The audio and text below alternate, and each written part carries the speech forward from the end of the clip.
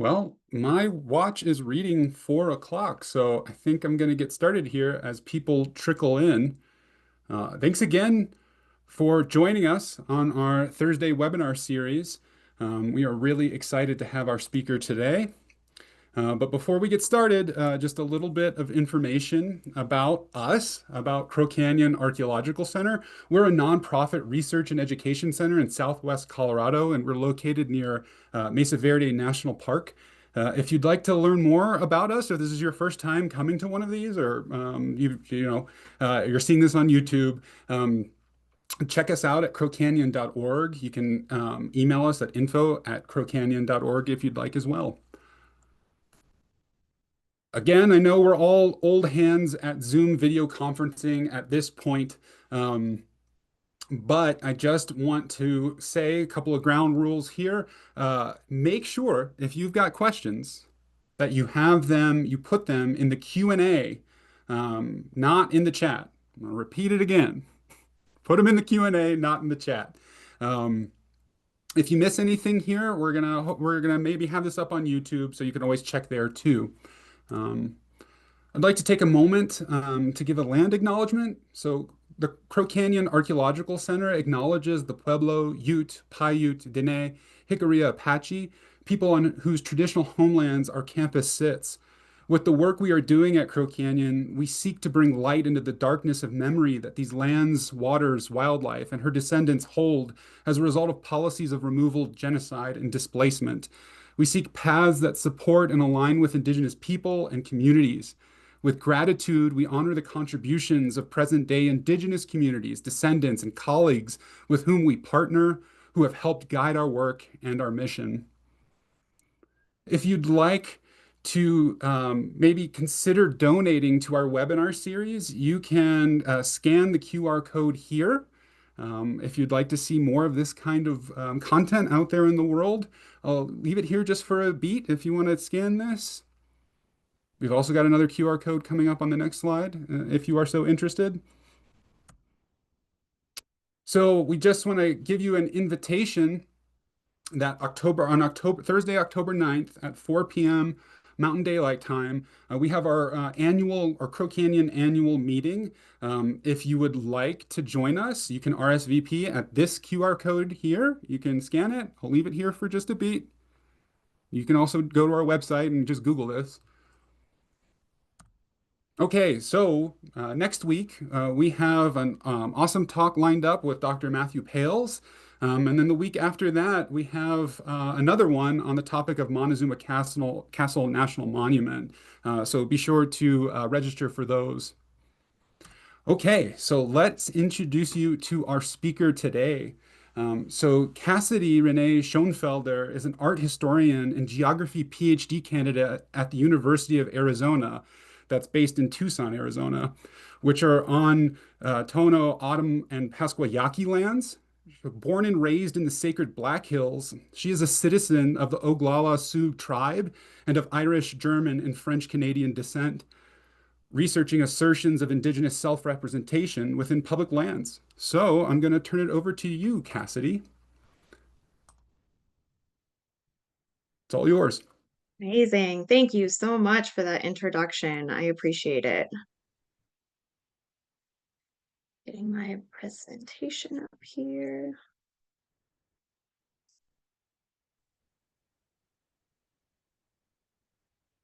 Excellent. Looks Thank you for your good. patience, everyone. Great. Thank you. So the title of my talk today is Geographical and Political Implications of Indigenous Visualities in National Parks. And just to go in, I'd like to introduce myself in my Lakota language. So on Petu Washte, Mitaku Yapi, Cassidy Schoenfelder, Amachi Yapi, Oglála Lakota, Emacha, Ina Makuapi wa Unspe Wichakia Emacha, Tucson, Arizona, El Wati, Ina Minikata South Dakota Amatahan, Pilamia Yapi. So I'm actually currently videoing in from the Sacred Black Hills of South Dakota, visiting family. And I do want to say that my research is largely motivated by personal experiences and interests. So before moving forward, I want to situate my research in that. So art has been a part of my entire life, even since I was a young tater tot. And like most Indigenous peoples, the Lakota have always been intimately engaged with visual forms, painting, beadwork, quill work, carving, song, and dance. And that's a way of recording our history, recording and sharing that history and culture. And at their center also are land relations. My grandfather, the late Donald Rulo, was a Lakota artist and art educator at Chadron State College in Nebraska. And he really shaped my understanding and my value of Indigenous visual forms. So that's where I was motivated to become an art historian. And with that, also, I'm an outdoor recreationist. And over time, I've learned about the complicated history of outdoor rec and Indigenous peoples with conservation. So, at this intersection of outdoor rec and Indigenous art, my research is looking at Indigenous peoples' representation in national parks. I look at visual culture more broadly. That's something important that I want to outline. So, visual culture kind of describes anything that's intentionally made to be visible. And it's not just art, it's images that could be material or digital, advertisements, graphic design as well, um, painting, infrastructure, and other cultural objects. So as I'm talking throughout today, it's not just situated in art, like I said, it's visuals more broadly.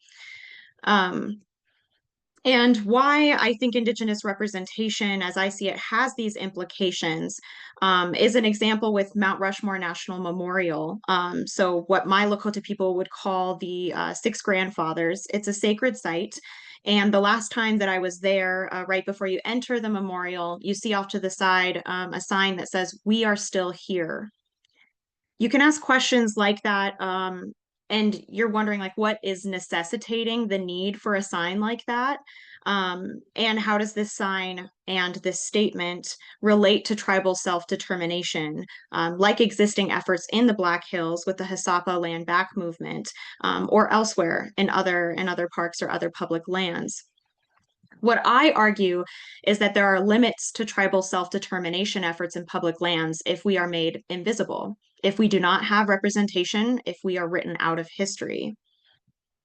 And with that, when I talk about these geographical and political implications, I'm really talking about access to land and water and place relations, ceremonial place relations, and political decision making, how the land is cared for and who it's cared for by. There are a lot of different kinds of public lands throughout Turtle Island, and these agencies include the United States Forest Service, Bureau of Land Management, the National Park Service, but all public lands are on the traditional homelands of Indigenous peoples. If you look at the map that's on the left-hand side, this is an interactive map that's from native-land.ca. As you can see, there are some critique with this map system, but it is a great way of seeing how all of these territories are organic in shape and they have movement to them and they're overlapping. But they do intersect with these public lands. But I'm deliberately looking at national parks because of their role in Indigenous erasure. So national parks, their early establishment was coinciding with a lot of different things happening at once. So westward expansion or manifest destiny was the beginning of some early environmental concerns. So for example, the US Forest Service states that in the second half of the 19th century, there was an average of 13 square miles of forests that were cleared every day for 50 years. So people were actively seeing clear cutting across the West. But also, what the Indigenous or Native American policy, law and policy would state in through 1850 to 1891, this was also the treaty reservation and removal area. But national parks didn't just coincide with this era, they directly contributed to it. And that's why I describe national parks as sites of visual occupation. Occupation within the context of colonialism is usually described as claiming territory, pushing the local population out to be replaced by a settler population. But within the context of national parks, territory was claimed. There was removal of indigenous people, but was replaced was not a settler population per se. It was actually a visual replacement, a visual construct was replaced, and that was the wilderness landscape. So essentially, national parks were manufacturing wilderness, is what Dr. Carrie Cronin describes. And this is that wilderness was known as an uninhabited, a peopleless place. But like the map that I showed earlier, this had to be created, it had to be invented. And the federal government had to remove us from the land in order to accomplish that. For example, considering the first national park, which was Yellowstone, you can see the park boundaries in the very center of this map indicated in green. There are 27 tribes associated with the Yellowstone area, including my own, the Oglála Sioux. Reservations disrupted these land relations. As you can see, this map shows these reservation boundaries. But when the park was established in 1872, removing people from the landscape was written into the jurisdiction of the park. It states that this park is dedicated and set apart as a public park or pleasuring ground for the benefit and enjoyment of the people, and all persons who shall locate or settle upon or occupy the same or any part thereof, except as hereinafter provided, shall be considered trespassers and removed therefrom. And as this picture indicates, as well as hundreds, if not thousands, of other photographs that were taken in the 19th century, Indigenous peoples of those 27 tribes were very much so still actively in the region of Yellowstone. And the National Park website states that, quote, for the decade after 1872, when Yellowstone National Park was established, the park was under serious threat from those who would exploit rather than protect its resources. So what exactly are these threats that they describe? They stated that there were animal poachers, souvenir hunters, camp developers, and bath and laundry facilities at the hot springs. It's interesting that there's no mentioning of any Indigenous peoples being a threat. Yet in their book, American Indians and National Parks by Robert H. Keller and Michael F. Turek, they describe that the first park headquarters in Yellowstone was actually built on a hill and in a fortified fashion, because in a letter from one of the earlier park superintendents, P.H. Conger, he described that this decision was made because it had to be the best defensive point against Indians. Furthermore, the Sundry Civil Act of 1883, the Secretary of the Interior calls upon the Secretary of War for assistance protecting the park. And by 1910, there were 324 soldiers stationed in posts throughout Yellowstone. So in other words, people leaving soap by the hot springs was such a big threat that it necessitated stationing hundreds of soldiers there. No, I joke, but the soldiers that were there were really maintaining the park boundaries, and it was military action against the indigenous peoples from those lands. And the lack of acknowledgement of this history on the Park Service webpage is an example of erasure. Military action wasn't the only way that indigenous peoples were displaced from the land. Railroad development was growing exponentially fast during the 20th century, and national parks were using their they were using these kind of histories to actually encourage their use. So you see advertisements like the one that you see here. But when I say that they were kind of using these histories, indigenous peoples were actually used as advertisement for these national parks. So in the picture that you see on the screen, members of the Blackfeet Nation were hired by the Great Northern Railway Company to go to cities like Chicago and New York to stand on top of skyscrapers and yell down to passerbyers and invite them to Glacier National Park. And images of the Blackfeet Nation accounted for a third of the park's advertisements during this time. And the narrative was really saying, come see us in Glacier National Park before we're all gone. And in addition to that, though, there were instances where there was kind of a phase out of Indigenous people from the lands. So, with the Indian Field Days, which took place in other national parks, but in Yosemite National Park, this went from 1916 to 1929. The Sierra Miwok were allowed to stay living in the Yosemite Valley, but they were encouraged to stay to participate in this kind of performing event. But what you can see on the screen, Chris Brown, who's pictured, is wearing a lot of different kinds of regalia from different tribes. And tourists were complaining they wanted to see authentic Indians. They wanted to see people who looked like what they thought would be Indians, and that required the headdress, extensive beadwear. It's not that other tribes didn't have feather headdresses, but this one is very clearly a part of the Great Plains regalia. And this is kind of an example of misrepresentation of tokenism. And so the Sierra Miwok peoples who were there, they were living in these park infrastructures that were not maintained intentionally, and they became so unlivable that they had to eventually leave the park. So this is another example of displacement, though over a longer period of time. So collectively, what I'm describing are forms of Indigenous invisibility in national parks. Like I said, the misinterpretation or misrepresentation. Historicization, what I mean by that is language uses like the Sierra Miwok used to be here. They were, it's kind of indicating that we're no longer here anymore. Stereotypes, actually removing Indigenous bodies from their lands, visual materials, infrastructure and cultural objects that were either removed or reappropriated, interpretive and educational materials, place names and maps and language that we're even seeing today.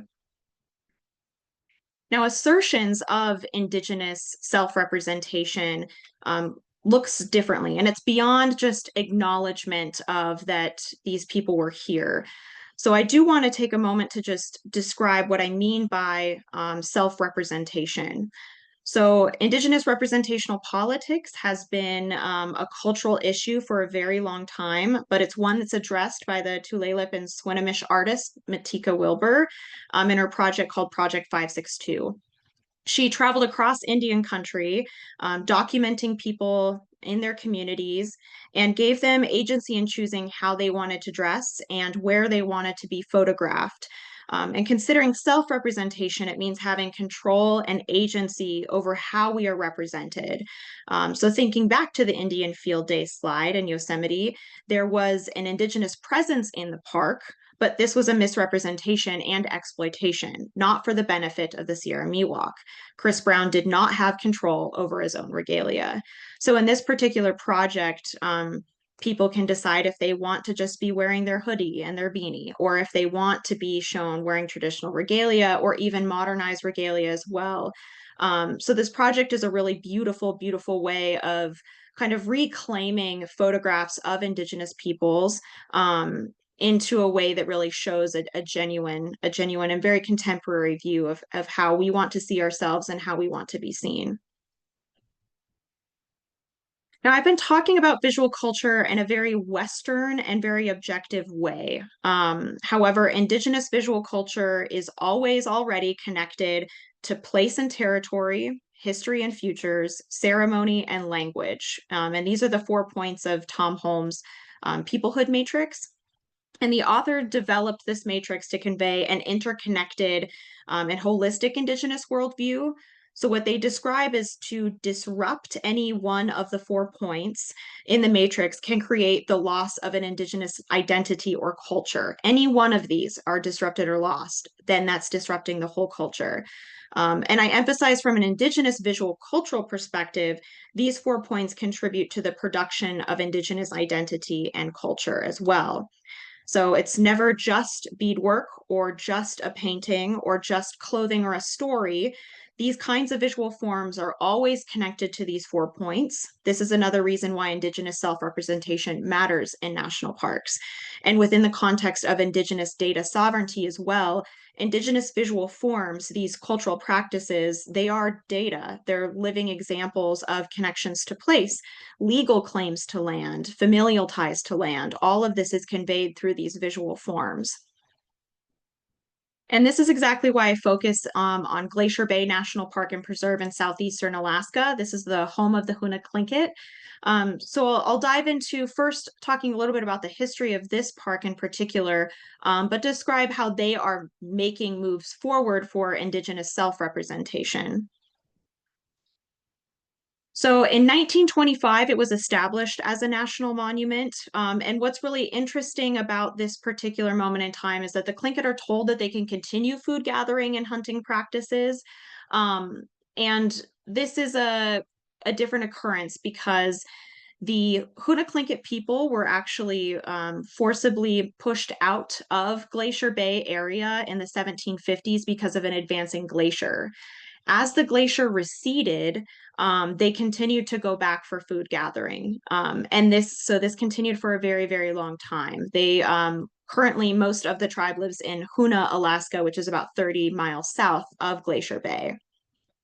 Over the years, it continued to gain, Glacier Bay continued to gain more protection status, became a World Heritage Site. But then in 1980, it was established as a national park and preserve. 80% of the parklands and waters were designated as wilderness, which is the highest level of protection.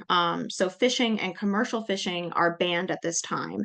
And especially at this moment, over the years, the Tlingit are actively involved in salmon cannery, salting factories as well as commercial fishing. So it really is this kind of preservation really disrupted not only just cultural connection, but also economic connection as well. In 1992, there was a peaceful demonstration in Glacier Bay. They were really advocating and wanting to speak openly about the regulated ban of food gathering practices. I use food gathering practices because they deliberately don't like the word subsistence in Alaska. Some of you may know that, but and in a video that you can find on Glacier Bay's website, National Park and Preserve website, they talk about how we wanted it acknowledged that that is the ancestral homeland of the Hoona Tlingit people. So there is very much so a dismissal of their presence in homeland, their history in homeland as well. So at the time of this demonstration, acknowledgement was also a significant issue, as well as wanting access to the park. They wanted that back. Before this demonstration, however, conversations were already starting. So there were members of the Hoona Tlingit community who were gaining relationships with Park Service staff. In 1987, there was a project that they came together to build a canoe. This is still in the park and you can see it now. But so initially, even just starting the conversations at the time slowly started to develop into something more. So assertions of Tlingit self-representation includes infrastructure and cultural objects. And what you see on the page here is the tribal house, which was dedicated in 2016. So originally in Glacier Bay, there are 4 clans of the Tlingit. There would have been a tribal house. There would have been a clan house for each individual clan. But they came together to build one that was representative of all clans. This project really started from conversations in the 90s, and it took extensive amount of planning, a lot of budget discussions, a lot of discussions with the community of what they wanted, what they needed. But this is really the result of coming together and building something that was going to be useful for the community to continue practicing and moving in for the future. So this is not for visitor usage. It's for the community. It's open to visitors, but it's still actively used for ceremony, for gathering. So this is not something that, like I said, is static, historicized. It's very much so thinking about the presence and the future. They also came together, the Hoona Tlingit community and park staff came together to talk about their difficulties with their history. So you see the healing totem pole that is outside of their visitor center in the bay. If you look right here in the middle, you'll see that there is kind of a unique face structure with hands that are sticking out. This is what tribal elders were calling the faceless, soulless being with too many hands. This is what they called the federal government, having their hands in everything, but never truly seeing. And the chains that are wrapping around the totem pole were indication of being locked out of their homelands. In national parks, it's very, very rare for the narrative of the park to admit their wrongdoing and their role in displacement and in genocide and harming Indigenous peoples' relationships with the land. And this was actively and very publicly showing that.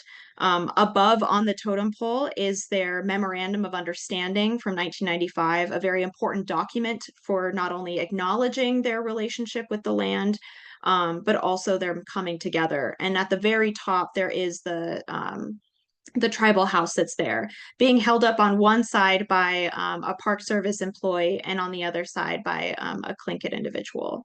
So this is a really important form of self-representation, telling the full story from the Tlinkit's perspective. Another thing that I think is really incredible is that on Glacier Bay National Park and Preserve's website, they're actively choosing their language. They're using Tlingit language throughout their website, but also they refer to Glacier Bay as Glacier Bay homeland.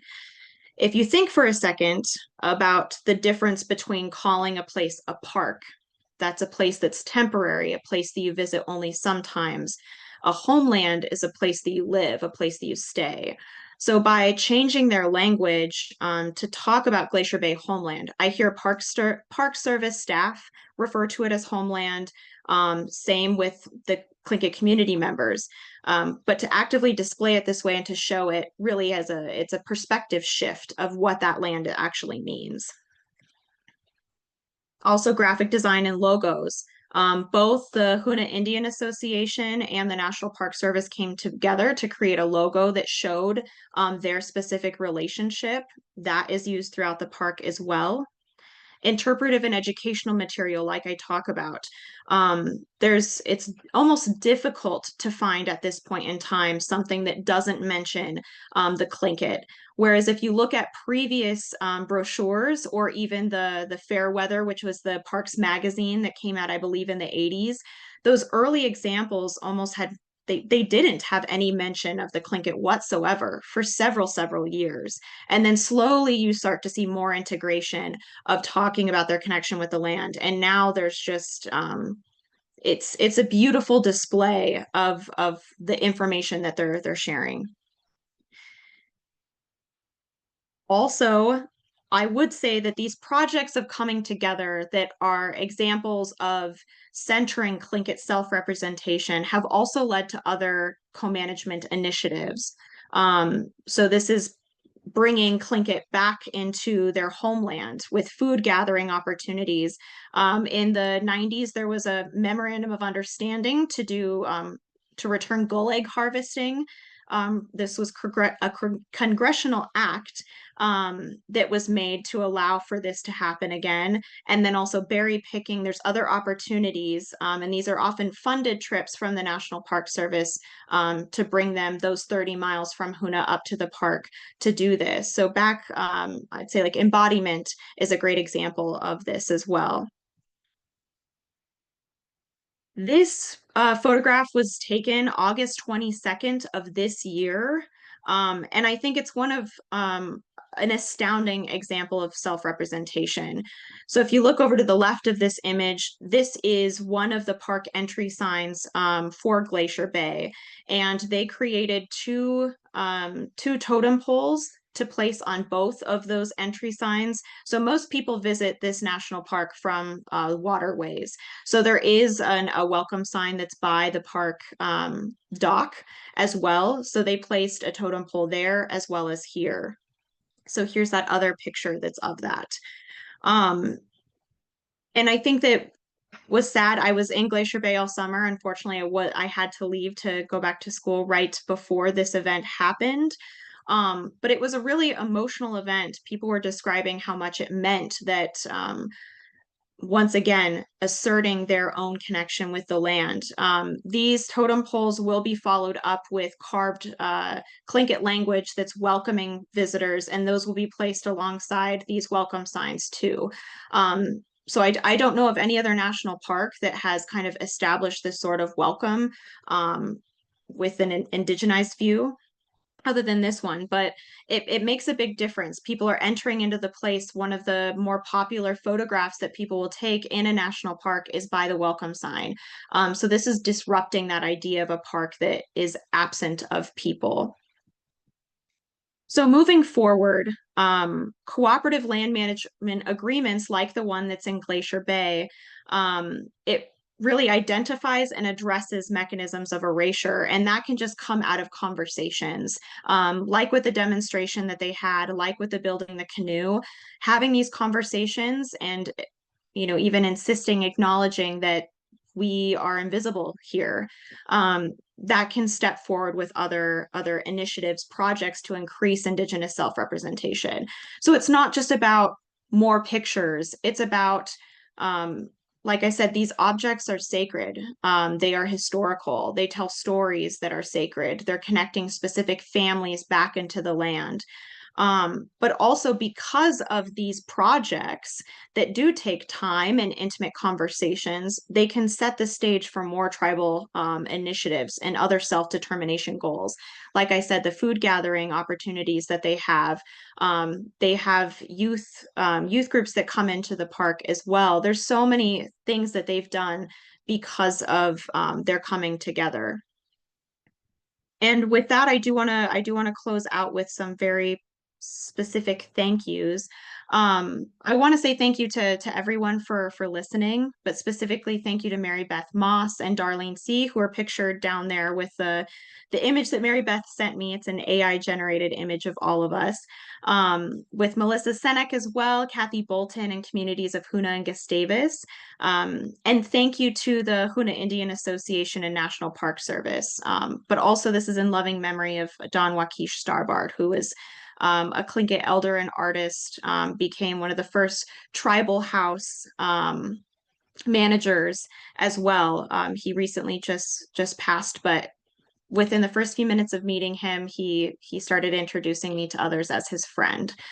So he's deeply missed. But so this is a project that I think is really important. I hope to do in other national parks as well. But how something looks matters, and I hope that you all have learned from that as well. So thank you. Thank you so much, Cassidy.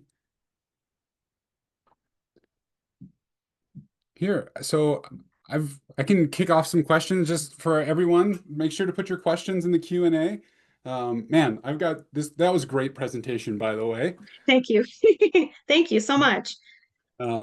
Very excited to look at Carrie Cronin's Manufacturing National Park Nature. That's really interesting The book book. is fabulous. Yeah, If you get a chance, it's focused specifically on, I think, Jasper National Park up in Canada, but yeah, does an incredible, thorough job of describing basically what I was talking about, these visual interventions and shaping of a way we understand a place. right.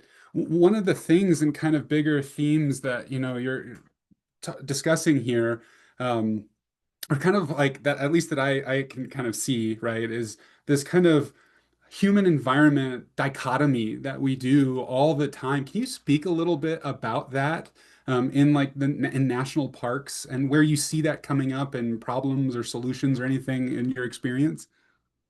Yeah, absolutely. Yeah, I think at its foundation, with the Wilderness Act of 1964, there's kind of this very written in language within conservation and preservation that describes that people should be separate from place in order for these places to be saved. So this nature culture dichotomy is very much so at the root of it, and it's caused a lot of legal struggles even now for understanding how we're supposed to protect places while also upholding these indigenous perspectives too. And they're really at odds. And I think from a lot of the instances the history that I described, I think if you can imagine that from that Tom Holmes peoplehood matrix, from really understanding this indigenous perspective of relating to the land, that disrupting so much of what is required for our culture and our identity, um, is it's hard for, I can imagine from my own ancestors of kind of like the confusion that would come from that of like, why are we not allowed here? Why can't we do things like this? But moving beyond that, I think that that's why these, I know that co-management and co-stewardship initiatives, there's a lot of critique that's there. And I will say that each individual community, tribal community, has its own kind of traumatic history with the federal agency. So that's kind of up to them how they want to address it. So for example, in Glacier Bay, they've been working for decades on building their relationship. There are still communities now that have yet to even start the conversation, and that's okay, but it needs to start. But within that conversation, there can be moments where you learn from one another about these different perspectives. So just to give an example, I was told of a moment where there was a mold or a fungus that needed to be removed in Glacier Bay, and the this, I believe this happened just within the last few years, but the maintenance crew, rather than just removing it, they stopped for a moment, went to their tribal liaison, and they actually then connected with the tribe to make a ceremony out of thanking this relative for being in this space and then removing it, and a ceremony for kind of saying goodbye to it. But it was a moment of great learning where the maintenance staff paused for a moment, and thought, maybe this, what we think is a nuisance, is actually, a living being in someone else's eyes, and there should be a different way of kind of taking care with that being. Mhm. So when I heard that story, I was like, oh man, that's a really remarkable way of just, these connections and these conversations can cause people's perceptions to shift between nature and culture being a dichotomy rather than something that's one and the same. Thank Balanced. you. Yeah, so we're getting lots of questions right now coming in, Great. about, given the current political climate and anything in the national parks that you've seen that are kind of trying to take away indigenous visual sovereignty. Any experience with that? Lots of different questions on that, but I'll leave it as open as possible there. Um, Yes, that is an incredible question. And as some of you may have heard of I believe in March of this year, there was an executive order that was called Restoring Truth and Sanity um, to America. I may have the title of that executive order wrong. But specifically within national parks, what was really the intent behind this executive order was to they wanted to restore the narrative of what America was. And that included, in many ways, removing these negative narratives about America. So in national parks, it was mandated that they create laminated signs about this executive order that explained that if the national park was in any way kind of showing negative narratives or anything that was impacting the beauty and grandeur of the landscape, that visitors were encouraged to then report that. And there was a QR code that was on that sign. That is a very deliberate example of wanting to sanitize history, and that's currently happening. The National Park Conservation Association, my colleagues there, they did put together an assessment of that survey, and it actually backfired. I think most everyone that contributed to the survey actually just talked about how great the national parks were. It was most all positive comments, and really support for wanting to keep history as open and as visible as possible. So that's, I guess, the first thing that comes to mind. I know there's been a lot of other initiatives too, but even just the budget cuts as well, those contribute to reducing these initiatives that I just described, especially where cooperative agreements are coming together. These things do require funding. And so this kind of limits that as well. But yeah, thank you. If you haven't read the executive order, it's just really fascinating and slightly heartbreaking. So do encourage folks to read it. yeah. So in terms of kind of, you said practicalities in terms of your kind of future work here, and you said you were wanting to visit some other national parks. Are there any other ones on your list or in plans? Yeah, that's a great question. Of course, I'm really interested in just my own homelands. It's been a really long time since I've been going into these spaces and looking, for example, Badlands National Park, and that is the last time I went. I know that there's a significant lack of representation, but this is where the conversations I think can start between like what does representation matter. I think what my goal is to try to describe that it's a great stepping stone for healing and starting conversations that can then lead to more. So it's not a fix it. I know that tribes, there's other priorities, especially like mine on the Pine Ridge Indian Reservation. There's other priorities than just having representation in these spaces, but I do think it's important. But I also think that the work that I do does require a lot of relationship building on my part as a researcher as well, because even Yeah. my work in Glacier Bay, um, it was, I do think a lot of relationships can develop into really beautiful things, but they do take a lot of work and a lot of intentionality. So moving forward, I dream of having a very large database that's showing representation of all national parks, and that can address these points of erasure as well as other initiatives for self-representation. I think that would be a really incredible project, but also one that I would hope could be a collaborative one with the indigenous peoples, the tribal governments that are there, that could maybe address some of those issues.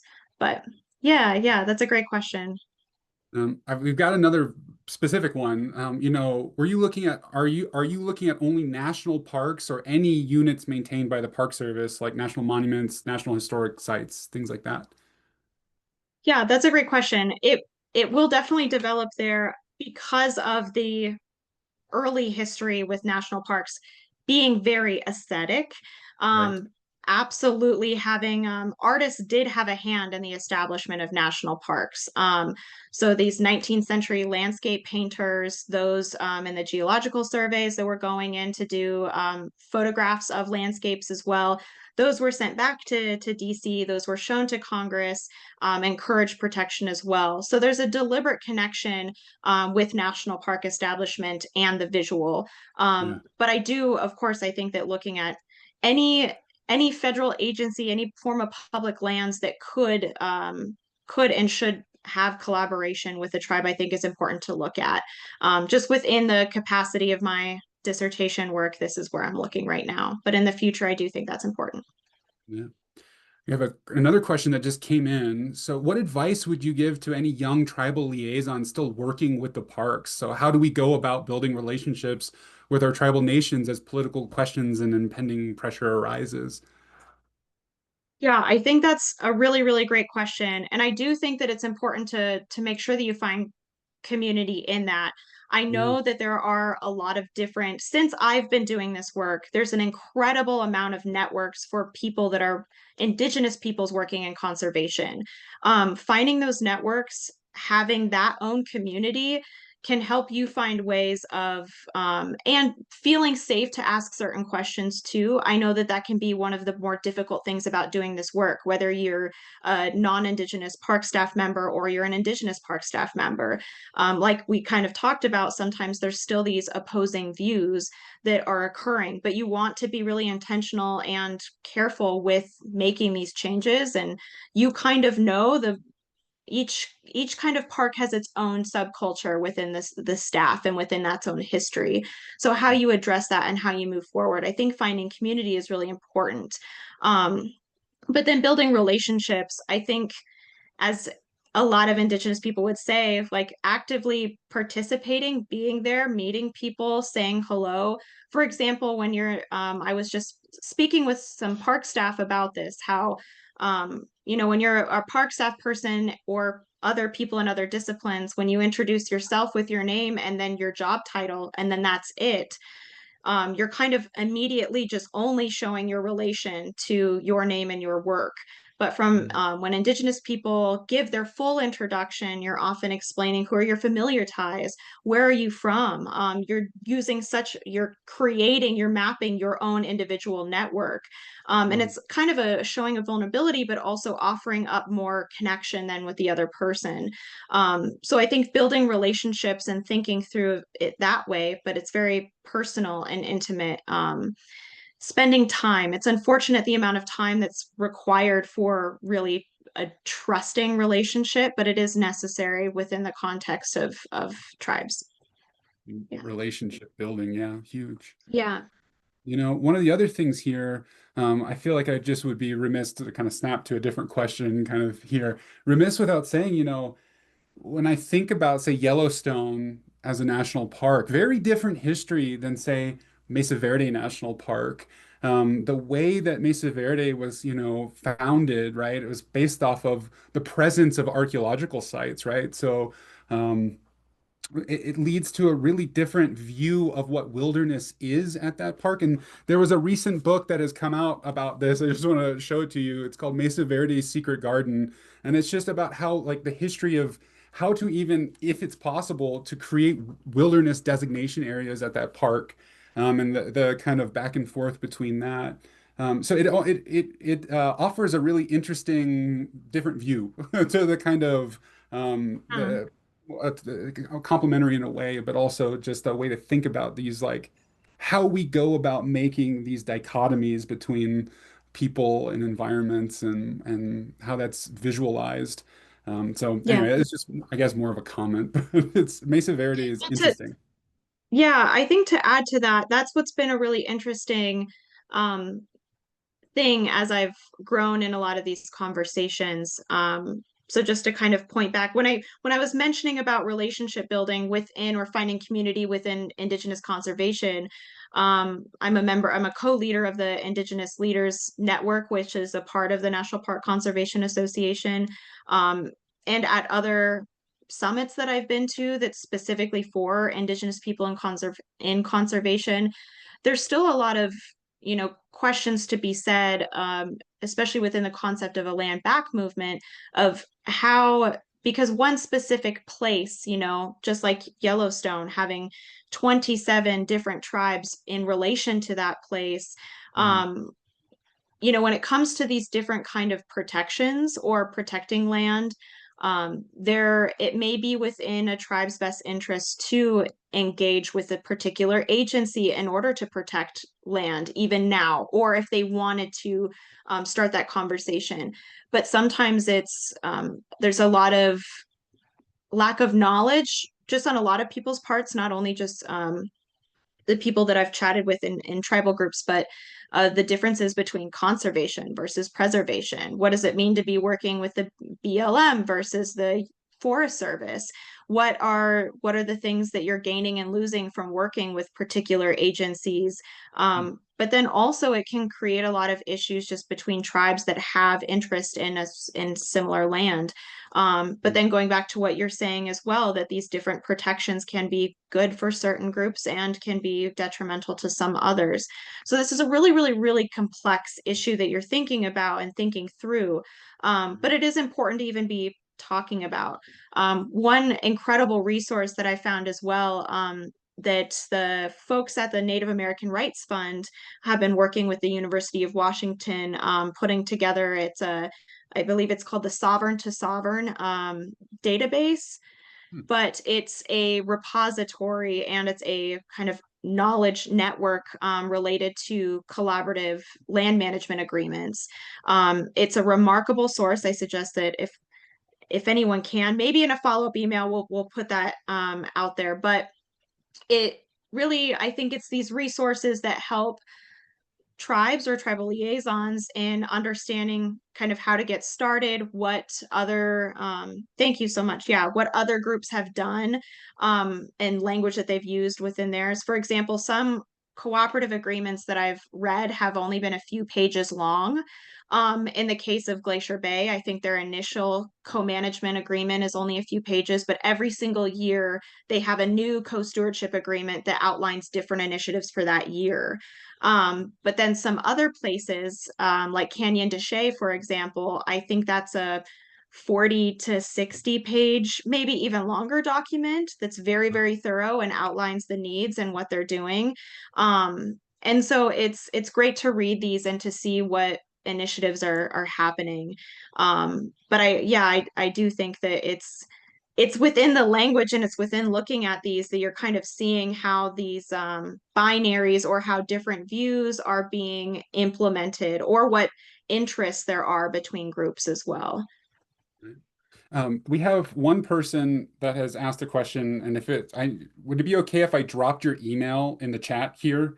Of Um, course, yeah. Yeah, thank you for asking. But yeah, yeah. Um, I have a little bit of a selfish John question. You already touched on it a little bit.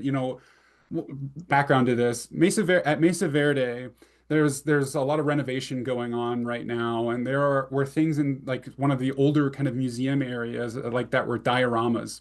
I mean, talking about, the actual like representation of indigenous bodies, and how outdated these dioramas were.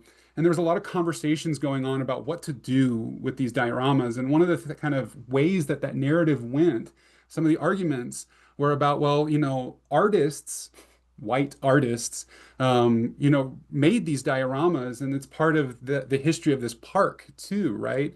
And so, when we think about visual sovereignty, are there any other examples that you see of like how these kind of like the visual of indigenous bodies gets or bodies or anything else gets co-opted in a way? You talked about it with symbols, but I'm just wondering if there's anything else that you see. yeah, that's an excellent question. Because I know that this in one of my classes with my students, we talked about something very similarly with the idea of monuments. Hmm. You know, how is it that two narratives can exist at the same time? And is it that keep a hurtful monument up, but just contextualize it differently? Do you have a new one that's in place of it, or do you have them side by side? I think that in the case of Indigenous visual sovereignty, I think that it would be up to the tribe to decide, once again, like how they would want either something to be addressed or corrected. It may be important for them to show these examples of erasure or misinterpretation or historicization. Right. But then having one of their own artists come in to do a different kind of representation. Um, I've heard of work like that being done in other parks in Alaska. Mhm. I know that there has been also some corrections made to projects in the Northeast as well. But I think that it's a great question. It's a complicated question. Um, but you do see this happening. I think it's what's going to be interesting after this call is I wonder how many viewers are going to then enter these spaces now and be looking at things differently. I would encourage you folks to email me if you see examples too. I think that'd be really interesting but it makes you think of questions of who drew this, who designed this, was the tribe involved whatsoever in this narrative, in the making of this as well. Um, but yeah, it's interesting.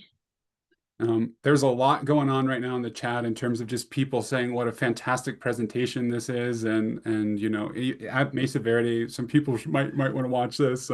So I'll stop grilling you with questions, Cassidy, and I just want to say thank you so much for taking the time to talk with us and present. This was fantastic. Thank you so much. Yeah, I've been reading the chats as well, and I feel very, very lucky to have shared this information with you folks. I think it's it's something that I feel like would make my grandfather really proud. I do have a lot of Lakota artists that are in my life and in my family, and I know that we think about art, we think about how things look all the time, but especially in a very hyper visualized culture that we live in now, it's important to think about how something looks and why. Even just thinking through of how that's different culturally. You know, if you decide to do in graphic design the color of a font to be red, but if that is going to be distributed to a country where red has negative connotations, you should think about that. Things of how things, you know, how things look, but also thinking through of these sources. I know that as in colleagues that work with like Dr. Jane Anderson, who works in Indigenous, oh, I'm going to get this wrong, but it's a culture and property law, copyright law.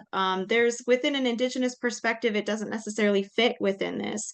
But the work that she's doing and others is really important for thinking about provenance as well. This also goes into conversations, like you mentioned, with museums and exhibitions, where there's a lot of interest in wanting to get remains and cultural objects back to communities. A lot of issues that go along with that are the provenance of where does something even come from. Some people within museums and within these spaces don't know where an object has come from, they don't know what, you know, tribe or tribes are related to that particular object. So asking these questions is important, but also documenting, realizing that we're making history every day with what we're doing is important. That's a really good way to put it. Thank you so much, Cassidy. And Yeah, thank you. thank you for everyone that joined us. Yeah, all right, we'll call it there. Have a good day. Okay. Yep. Thank you. You as well. Thank you so much. Yep. Bye-bye.